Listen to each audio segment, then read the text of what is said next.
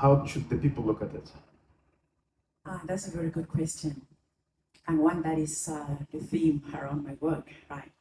And I want to say, especially to everyday people, when ChatGPT hit the market, there was this shame around using ChatGPT, and it still exists to this day, where someone will submit work and they're like, "Did you use ChatGPT?"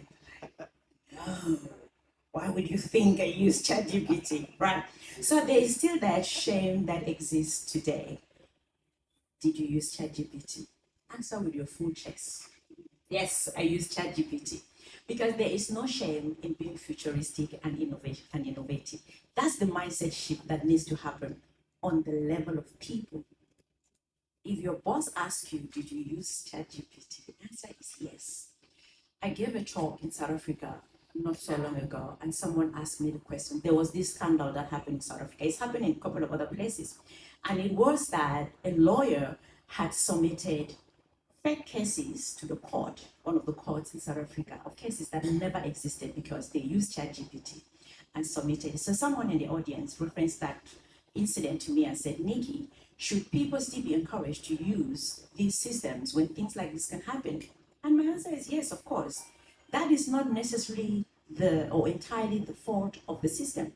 It is the fault of the human as well. Because at this point, we know that AI can make up stuff. It has hallucinate all the time. So the onus is on you to make sure you fact checked whatever artificial intelligence gives you back at the level of people. Anything AI gives you back. There was a day I asked AI about me.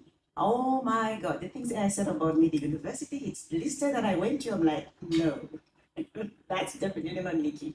But then some people take these tools and they run away with it. So the first thing is let go of the shame of using these systems. If anybody asks you, say, yes, I use ChatGPT. In fact, my new book has just come out, which is titled AI, Humanity's Greatest Frenemy.